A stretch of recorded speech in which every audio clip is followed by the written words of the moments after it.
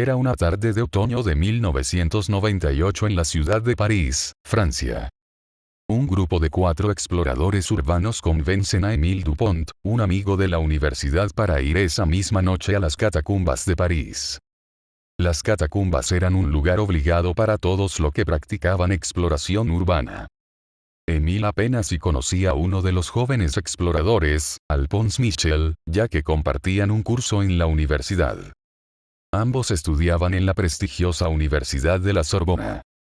Esa cuestión en común hizo que Alphonse le invitara a que los acompañe a su intrusión nocturna.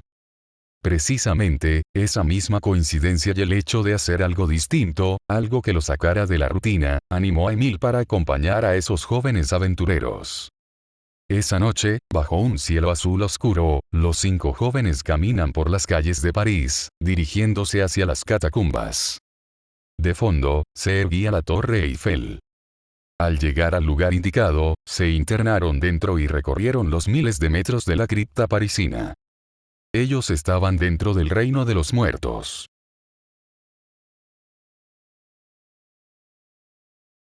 En un cierto tramo de las catacumbas, Émile se separó del grupo.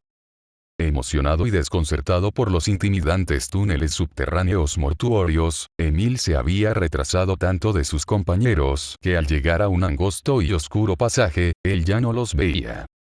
Y a la hora de elegir entre 2 túneles que nacían, eligió ir a la derecha pensando inconscientemente que ese habían elegido sus amigos, cuando en realidad ellos habían tomado el de la izquierda.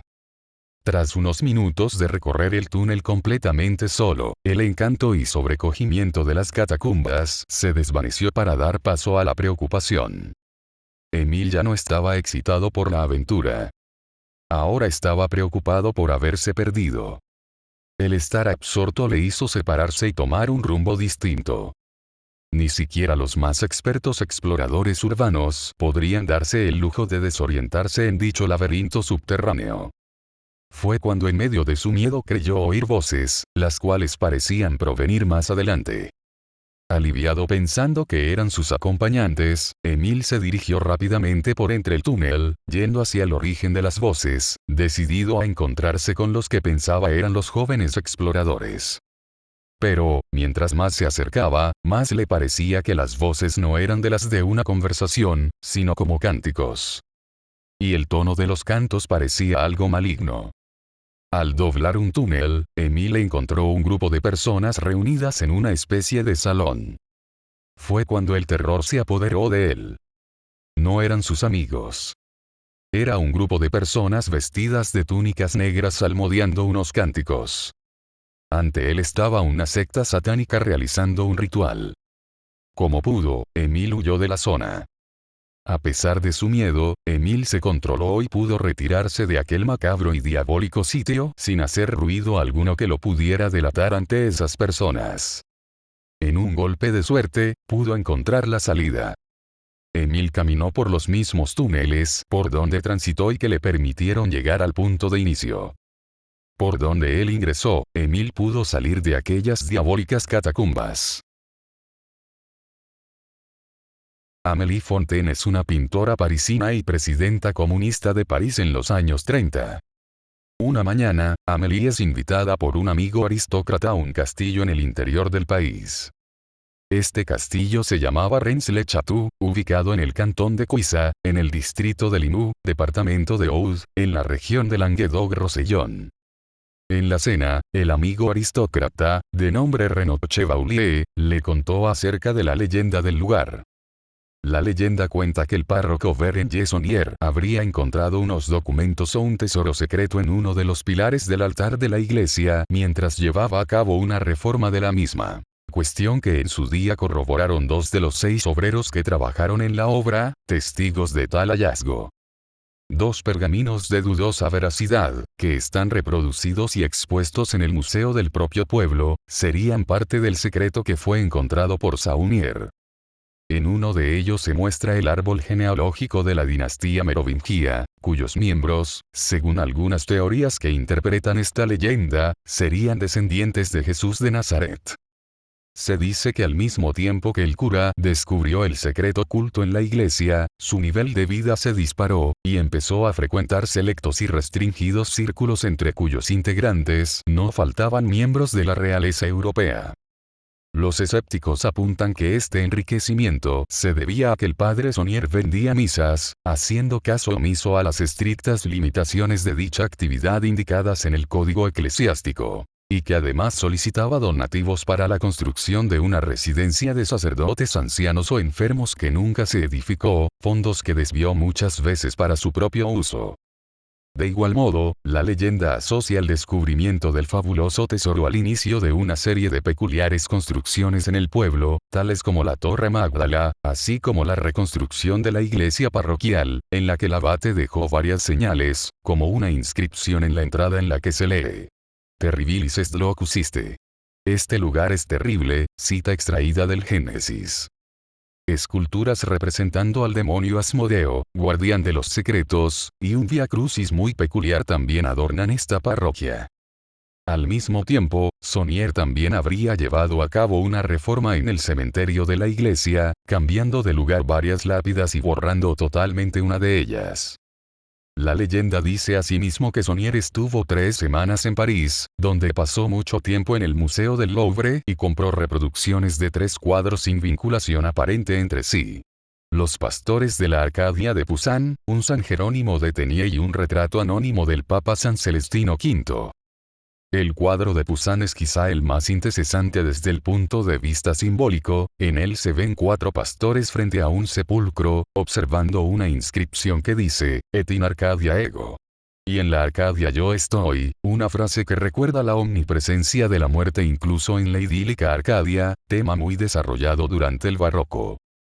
El fallecimiento repentino de Saunier es otro de los enigmas, ya que se dice que su compañera y sirvienta encargó un féretro con su nombre antes de que el cura enfermara. En su lecho de muerte, se dice que fue visitado por un sacerdote vecino, quien salió pálido de la estancia, y se negó a darle la extrema unción.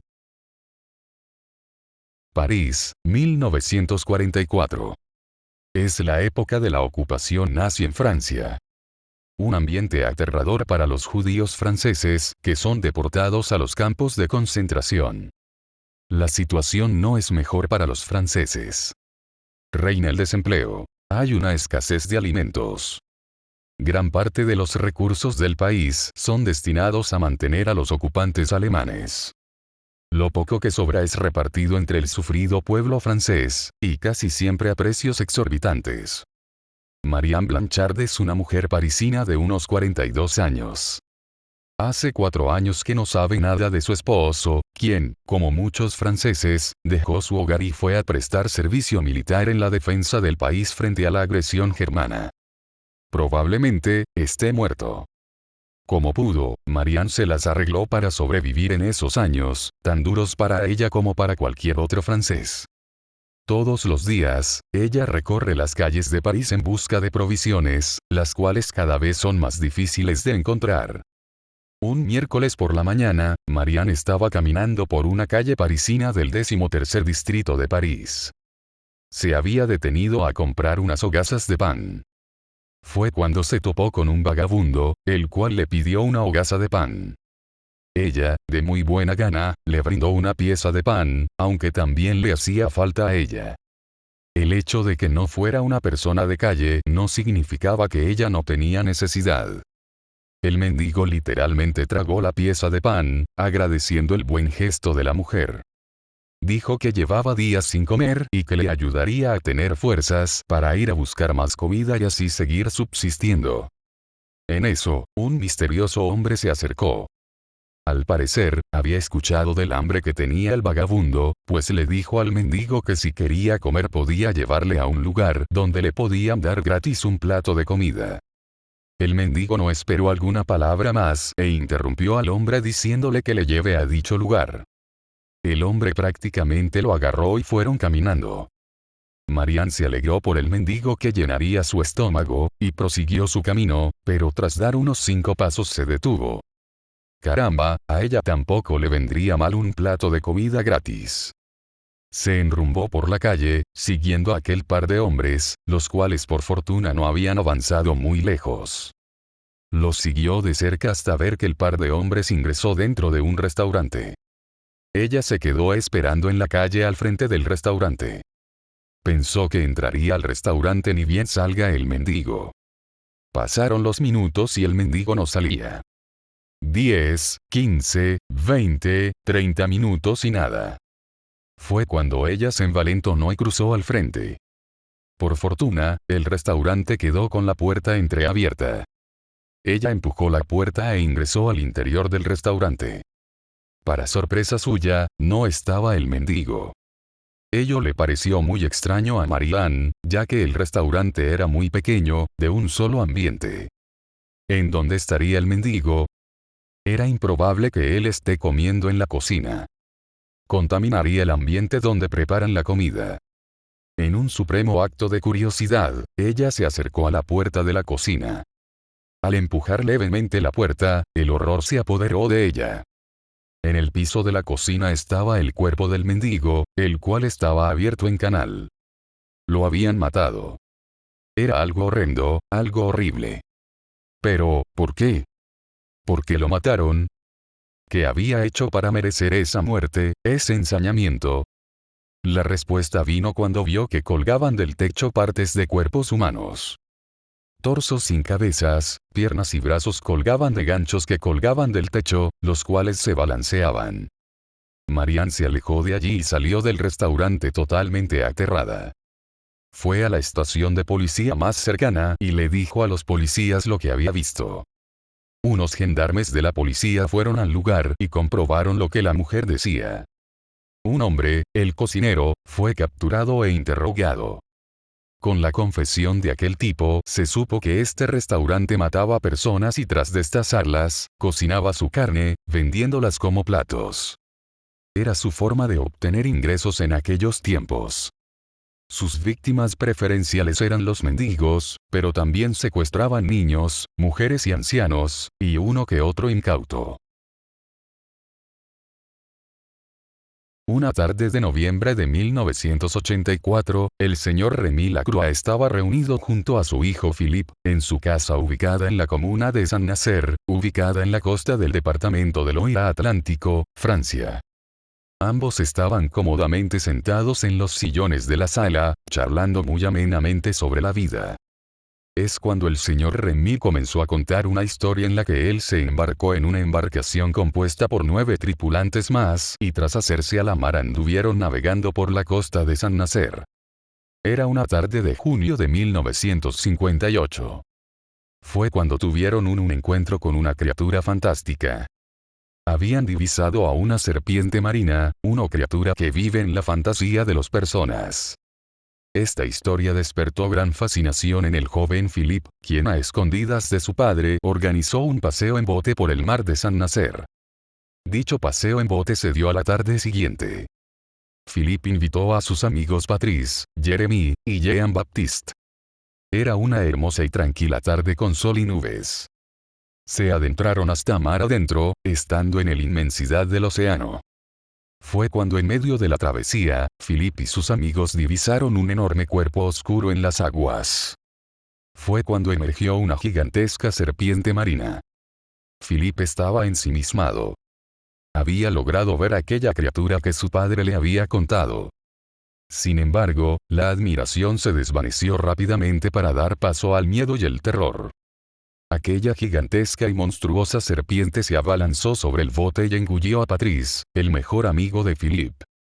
Se lo tragó de un solo bocado. Aterrados, los 3 jóvenes corrieron a la cubierta de la embarcación y tras encender el motor, emprendieron la huida, el regreso a la costa. De pronto, el clima cambió abruptamente. La calma fue rota por una tormenta que oscureció el cielo y agitó las olas, las cuales sacudían el bote, amenazando con hacerlo naufragar. Sobrepasando al miedo tanto a la tormenta como a la bestia, los jóvenes pudieron dirigir el bote a tierra. Al llegar a tierra, encallaron en la playa y cada uno se fue a su casa. Ya en su casa, Philippe, todavía asustado, fue a hablar con su padre. Tras contarle lo que había pasado, el señor Remy le dijo que le había contado una versión suave e incompleta de lo que pasó esa vez cuando vio a aquel ser en 1958. Fue una masacre. Esa vez que vieron a la serpiente, esta atacó al barco y engulló a 7 de las 10 personas. Solo el señor Remy y otros 2 marineros pudieron sobrevivir.